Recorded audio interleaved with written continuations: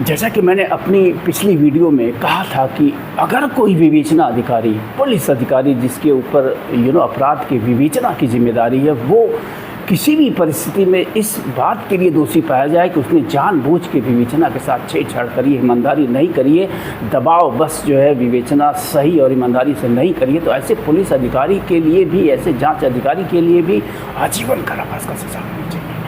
और तब जाके व्यवस्थाएं जो है बदलेंगी।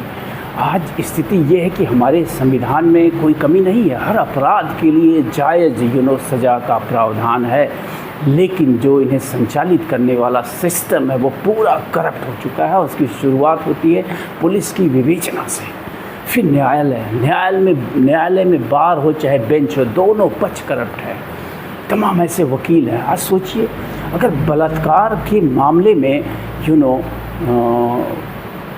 ये जानते हुए कोई वकील बलात्कार के केस को लेता है और दोषी को बचाने की कोशिश करता है, तो इसे पेशा नहीं कहा जाएगा। इसके लिए कोई एक्सक्यूज वो वकील नहीं दे सकता है कि दिस इज़ माय प्रोफेशन। अगर वो जानता है कि सच में उसका जो क्लाइंट है वो अपराधी है, तो वो वकील भी उतना ही अपराधी है। इस बिल में ममता बनर्जी की ये बात करी गई है कि जो लोग सहयोग करते हुए पाए जाएंगे, यानी कि बचाने की कोशिश करते हुए पाए जाएंगे, ऐसे जघन्य अपराधियों को उन्हें भी दंडित किया जाएगा। तो मैं ये पूछना चाहता हूँ कि क्या उसमें ये चीज़ जोड़ी गई है कि जो वकील जानबूझ के पैरवी करेगा ऐसे लोगों की, क्या वो भी दंडित किया जाएगा? होना चाहिए कि वो भी दंडित किया जाए। और इसमें एक और अच्छी चीज़ है कि रेप, जो सिंपल रेप, यानी रेप के बाद अगर मर्डर नहीं किया गया है, तो ऐसे अपराधियों को बिना किसी पेरोल के, बिना किसी ज़मानत के आजीवन कारावास का प्रावधान रखा गया। दिस इज़ वेरी गुड प्रावधान। लेकिन फिर मैं वही कहूँगा कि जो हमारा विवेचना का तंत्र है, जो हमारा न्यायिक तंत्र है, वो पूरी तरह से विफल और बेईमान हो चुका है। इस बेईमान तंत्र को ईमानदार बनाने की ज़रूरत है, अन्यथा चाहे आप कितना भी सख्त कानून बना ले, उसका कोई फ़ायदा नहीं होने वाला। और ममता बनर्जी का ये जो कानून है 10 दिन के अंदर फांसी की सज़ा विवेचना के बाद, तो फिर इसमें तो तमाम निर्दोष फंसाए जाएंगे। जिस ढंग से इस देश की न्यायपालिका और न्याय के बारे में आप सब जानते हैं कि यहाँ कदम कदम पे पुलिस जो है निर्दोष को दोषी और दोषी को निर्दोष साबित करने के लिए कुछ भी करने के लिए आमादा है। यानी कि वो राजनीतिक दबाव में या फिर धन बल से ऐसा कृत्य करते हुए पाई जाती है। चारों तरफ पुलिस की यही स्थिति है, विवेचना अधिकारी की यही स्थिति है कि वो बिकने के लिए तैयार बैठा हुआ है।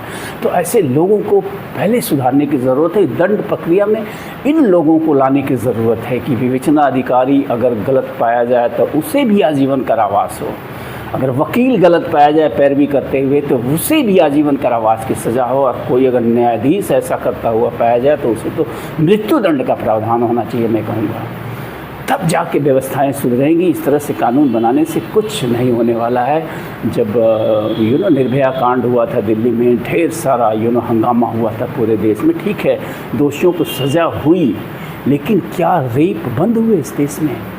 रेप इसलिए नहीं बंद हुए कि रेपिस्ट आज भी समाज में घूम रहे हैं। अभी जल्दी ही आपने देखा होगा सपा का एक नेता नाबालिग बलात्कार के मामले में पकड़ा गया। ऐसे सारी पार्टियों के तमाम नेता हैं। बीएचयू में एक छात्रा के साथ जो सामूहिक बलात्कार हुआ था, उन लोगों की भी जमानत हो गई है। और मैंने सुना है कि भाजपा के लोगों ने स्वागत किया है फूल मालाओं से उन महापुरुषों का, जो 3 महापुरुष थे जिन्होंने उस बच्ची के साथ सामूहिक बलात्कार किया था। तो जब तक हम ऐसे जघन्य अपराधियों का महिमा मंडन करना नहीं बंद करेंगे, तब तक ये चीज़ें समाज में नहीं बंद होंगी।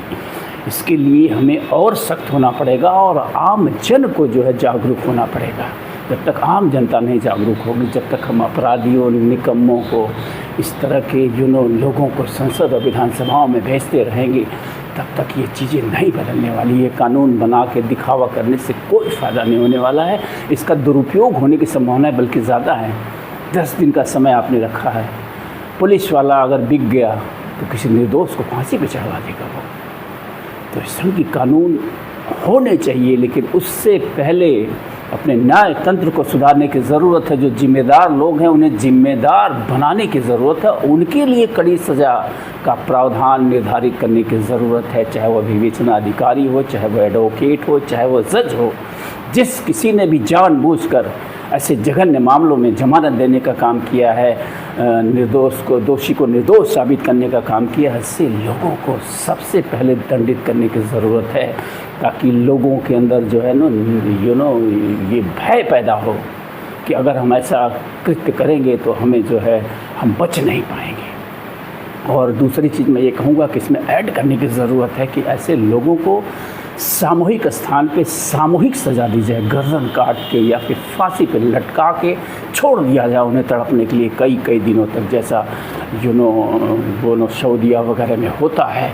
और वहाँ पाएंगे कि रेप की घटनाएँ दुर्लभ घटना है एक तरह से, क्योंकि ईमानदारी से वो विवेचना करते हैं, ईमानदारी से दोषी को फाइंड आउट करते हैं और ईमानदारी से उसे सज़ा देते हैं, जिसका असर समाज में दिखता है। आज भारत बलात्कारियों का देश बन गया।